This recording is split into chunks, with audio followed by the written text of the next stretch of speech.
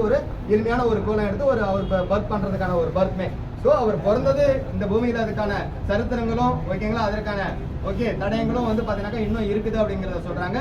பெத்லஹேம்ல ஓகேங்களா, இஸ்ரேல்ல பெத்லஹேம்ங்கிற இடத்துல 2024 வருஷத்துக்கு முன்னாடி இதே தினத்துல இயேசு கிறிஸ்து வந்து இந்த பூமிக்கு பிறந்தார். அவர் வந்ததுக்கான நோக்கம் என்ன அப்படின்னு பாத்தீங்கன்னாக்கா, பாவிகளை ரட்சிக்க, பாவங்களை மன்னிக்க, இழந்து போனதை தேடவும் மீட்கவும் கிறிஸ்து இயேசு உலகிற்கு வந்தார் அப்படிங்கிறது பைபிள்ல இவ்வளவு வசனங்கள் இருக்கு.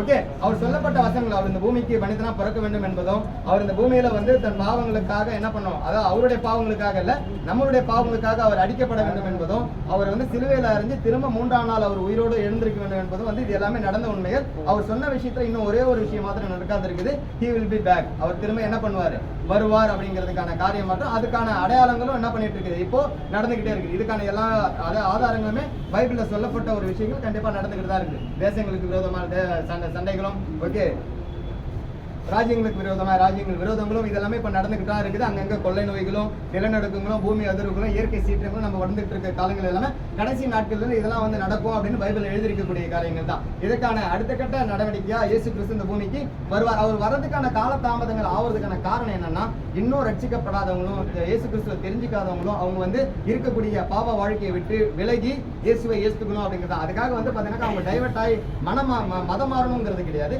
மனம் மாறணும் அப்படிங்கிறதுக்கான கான்செப்ட் தான். ஓகேங்களா, சோ அந்த நோக்கத்துக்காக தான் இயேசு கிறிஸ்து இந்த பூமிக்கு வந்ததுக்கான நோக்கமே. ஓகேங்களா, வேற ஏதாவது கிறிஸ்துவ பத்தி, இயேசு கிறிஸ்து இந்த பூமிக்கு பிறந்ததை பத்தி வேற ஏதாவது நீங்க கேட்டு தெரிஞ்சுக்கணுமா? அதாவது இது வரைக்கும் சின்ன வயசுல நானே படிக்கும் போது எல்லாருமே கிறிஸ்மஸ் சொன்னா ஒரே விஷயம் தான் மனசுல ஞாபகம் வரும். கிஃப்ட் கொடுப்பாங்க, சாக்லேட் கொடுப்பாங்க, கேக் கொடுப்பாங்க, கூடயும் சில இடத்துல பிரியாணியும் கொடுப்பாங்க. இதுதான் கிறிஸ்மஸ்ன்னு நம்ம நிறைய பேர் நினைச்சிருப்போம். கிறிஸ்மஸ் வந்தாவே தான். ஆனா சார் எவ்வளோ விஷயத்த சொல்றாரு பாருங்க. இதெல்லாம் விஷயம் நம்ம தெரிஞ்சுக்கிட்டு எனக்கு தெரியதோட உங்களுக்கு இந்த வயசுல எனக்கு அப்பெல்லாம் யாரும் இதே மாதிரிலாம் யாரும் சொல்லலை போகல. கிறிஸ்மஸ் வருவாங்க, எல்லாம் கொண்டாடுவாங்க, எல்லாம் இந்த ஊர் தான் வருவாரு, வந்து சாக்லேட் கொடுப்பாங்க, சாக்லேட் கொடுத்துட்டு கேக்கை கொடுத்துட்டு அதுக்கப்புறம் என்ன நடக்கும்னா ஒரு ஒரு ஒரு பாட்டு ஒன்று பாடிட்டு எல்லாருமே போயிடுவோம். ஆனா சார் வந்து அற்புதமா என்ன காரணத்துக்கு, என்ன நோக்கத்துக்கு நம்ம கிறிஸ்மஸ் வந்து செலிப்ரேட் பண்றோம் அப்படின்னு நிறைய சொல்றாரு. இதை முழுசா தெரிஞ்சுக்கணும் கூட தேவையில்லை.